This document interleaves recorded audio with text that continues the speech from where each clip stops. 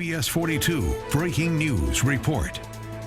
Well, breaking news right now out of Montgomery. We are standing by to hear from Governor Robert Bentley. Shortly after 8 o'clock this hour, we learned of this, and now we see the governor standing on the steps outside of the Capitol to bring us some type of announcement. This has been widely anticipated as it comes on the same day that we are hearing about the release of the report on the impeachment investigation. Let's hear from the governor now.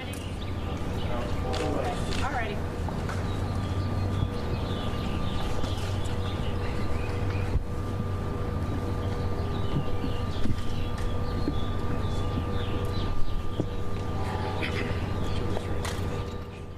Well, as you can see, the governor is getting ready to speak. We were expected to hear from him at 8:30 this morning.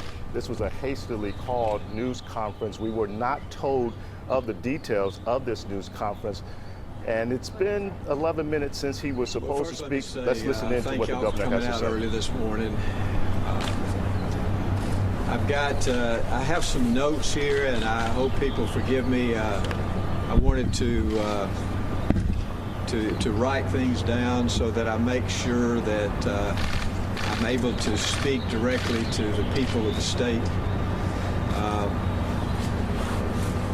Yesterday, Speaker McCutcheon, he said that the people of Alabama have never asked for this. He's exactly right. The people of this state have never asked to be told of or shown the intimate and embarrassing details of my personal life and my personal struggles. Those who are taking pleasure in humiliating and in shaming me, shaming my family, shaming my friends, well, I really don't understand why they want to do that. You know, it may be out of vengeance, it may be out of jealousy, it may be out of anger, maybe out of personal political benefit. I don't know. But I would ask them to please stop now. Our state doesn't need this anymore. Our people don't need this.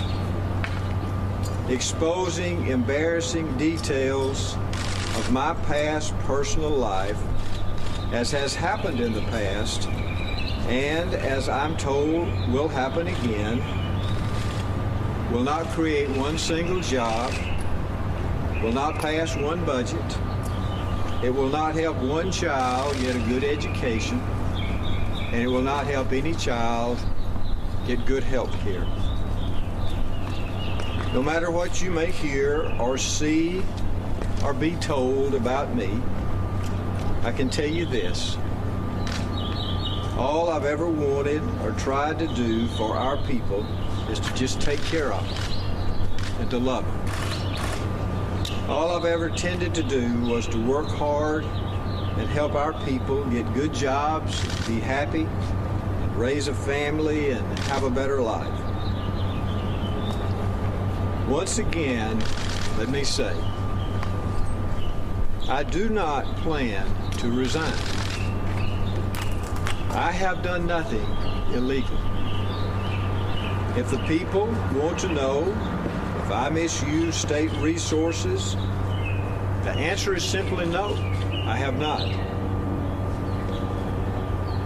With the strength that God gives me every day, and the blessed assurance that I have in my salvation through Jesus Christ, I have worked hard to move beyond any of my past mistakes. And especially this time of year at Easter, I'm grateful that I serve a loving and forgiving God who loves me, and He loves each and every one of us unconditionally. For the past several years, I have struggled, along with my family, along with my friends. We've all had personal struggles.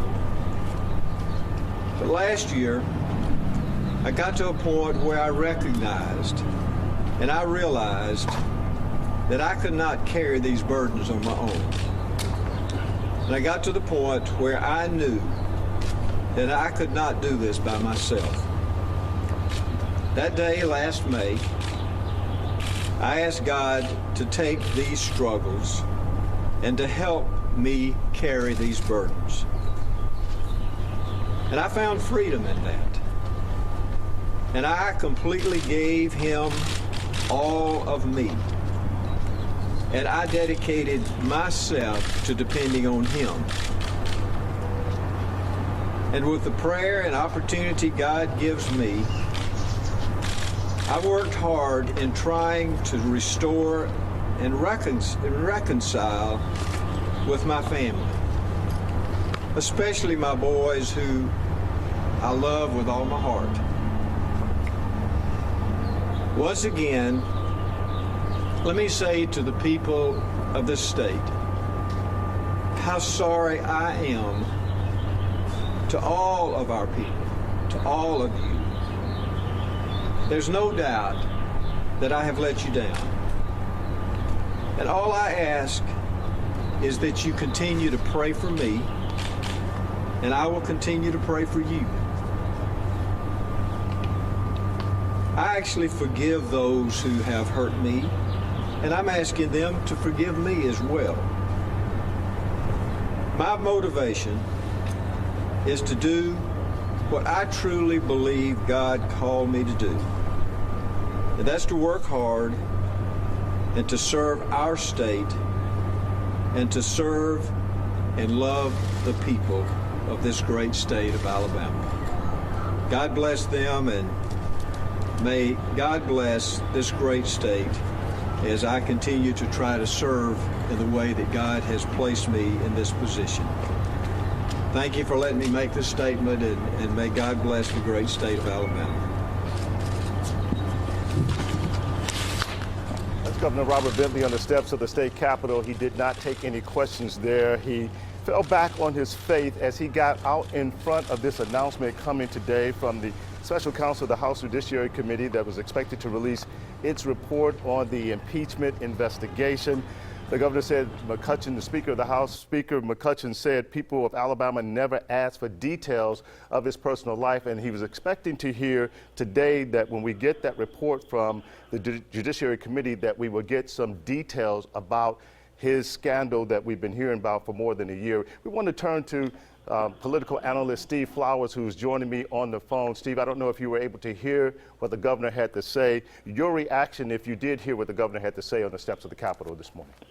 Yes, Art, I heard. He's fighting back. I thought maybe the conference was going to be for his resignation, as you and I talked about earlier today. I still think the best thing would be for him to resign, because there is proof that he has broken the ethics law, because the ethics panel heard the hearings on it. He's asking for contrition, a little bit. He's being a little contrite about it, asking folks to forgive him. He's going to fight on, looks like. You're right there, Steve. That's one thing that he noted when he talked about asking people to forgive him. He says that, obviously he's made some mistakes, and he said that his strength that God would give him, he said he has worked hard to move beyond his past mistakes.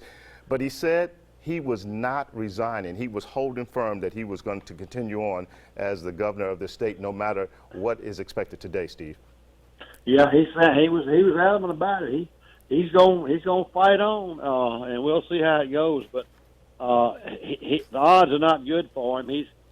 He's asking people to forgive him, and the first time I've seen any type of contrition or some humility, and he's been a little aloof about the entire thing. But more and more, specifics about his relationship are getting ready to come out, and even though it may be old news, most people think it's still going on, and but the news is he's fighting on. He's not giving up the ship. Steve, from a public relations standpoint, it seems like the governor expecting these details to be pretty difficult for him to hear, for people to hear across the state of Alabama and throughout this nation, that what he was trying to do in this announcement on the steps of the Capitol was to get out in front of it and try to present his own narrative before those details came out. That's exactly what he was doing, and he has been in the past a man of faith, and he's relying on Alabama being a very Christian and therefore forgiving state. But I just think the book's written on the situation, and it may be a little too late. But he's going to fight on. He's going to take the state through it. From his intonations, it appears to me that it is not imminent that he's going to quit. Yeah, some of the things he said, that he says those who humiliated him, shamed him and his family, he doesn't understand why. He says he doesn't know if it's out of vengeance, out of anger. He just doesn't know why, but he would ask for them to stop. He said it doesn't need to be exposing the embarrassing details of his personal life. And he told that, that it would happen again, today, that he was expecting that to come out. He says, no matter what you see, all I've tried to do was take care of the people of Alabama, to love them, to help them to be happy, to raise a family, and for people to have a better life. But at the end of all of that, he says he did not do anything illegal and that he does not plan to resign. Just 2 days ago, the Alabama Ethics Commission found probable cause that Governor Bentley violated state ethics law and campaign laws. And then today we were expecting to get more from the Judiciary Committee. This thing seems to be really tumbling out of control for the governor, Steve. Well, one thing that he needs to realize, and his public life and his private life intertwine as being governor of Alabama. Once you run for public office, and you have a relationship with your public advisor, then I don't think any one particular media group is picking on him. The entire state and country media is picking on him because it's a heck of a story. Here you got this country-looking Baptist deacon, grandfather-looking guy who runs around and has a story like that. It just sells. It's a national story, and you cannot change it. And nobody particularly is picking on him. He won't say every media person in the state, even those of us who like him, have got to write about it because it's just public record, and it's going to become even more public too. So he's asking for people to forgive him, but if he's broken the law, like I said, like we talked about earlier this morning, that's the critical issue here. And you've got a Blue Ribbon Ethics Commission panel who has said he's broken the ethics law. That's the real crux of this issue. How does this play outside of the state of Alabama, Steve? What does this look like to the nation? It's playing like a soap opera. I was on 3 national talk shows yesterday, or interviews with ABC Radio, BBC, and Huffington Post. This is the first they're hearing of the story, and it's making national news, and it makes him and the state look like a laughingstock because it looks like we've just got a soap opera going on here. Regardless, and they're not trying to pick on him. I mean, they didn't make the story, and if he's trying to act like certain one person and one media is saying something, well, the whole media, the whole country says something about it. So as they are learning about this, let's talk about how we got to this point. The governor has been plagued with this scandal for more than a year now, with allegations involving his relationship with his former top aide, Rebecca Caldwell Mason. And then on Wednesday, the Alabama Ethics Commission finding that probable cause the governor violated state ethics and campaign finance laws. And then here we are today waiting to hear from the House Judiciary Committee. Take us through the steps of that, Steve. You are on your way, or already in Montgomery now. I don't know if you're there at this point, but you are heading to Montgomery for this. What is expected today with that House Judiciary Committee? They're going to give a schedule of the impeachment proceedings, and they're going to be a fast track now because of the ethics ruling. So, like I said, he's trying to get out in front of it, but the train's already left the station. Yeah, let's talk about that. The commission found probable cause, and I want to kind of go through that Bentley violated state ethics law by using public resources, including subordinate personnel, equipment, and time under his control for personal interest. That vote was 3-1 with one abstention. Commissioner Frank Butch Ellis, whose wife is related to Bentley, recused himself on all 4 of those votes. The other one was Bentley violated the fair campaign practices by improperly receiving a campaign contribution outside of that 120-day window allowed by law. That vote was 4-0, again with Ellis abstaining. And Bentley violated the Fair Campaign Practices Act by using funds for his campaign to pay legal fees for a former political advisor. We talked about her, Rebecca Mason, who has been at the center of this, and we just saw a picture of her there, and there she is to the right. The vote was 4-0 with Ellis abstaining there as well. And Bentley violated the Fair Campaign Practices Act by improperly making a loan to his campaign account outside the 120-day window allowed by law when not a candidate. That vote was 3-1. Now, all 4 of these carry a prison sentence of up to 20 years in prison. So this is pretty serious stuff. So in addition to being impeached, the governor could possibly go to prison.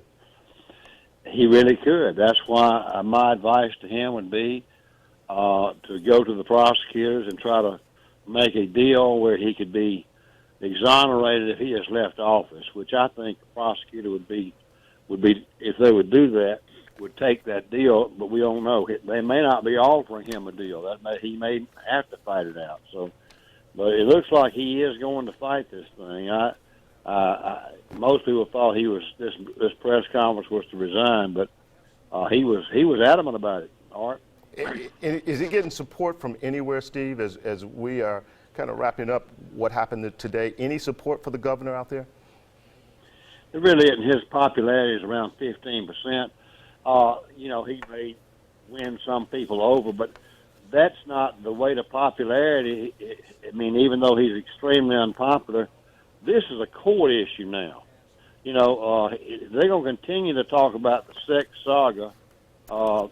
Everybody's going to talk about that because it's so exotic and soap operas. But the bottom line is he's under the gun legally now. I mean, like you just said, he's got 4 counts from a Blue Ribbon Ethics Commission panel who have said in an open hearing after long deliberation, right, he's broken the ethics law.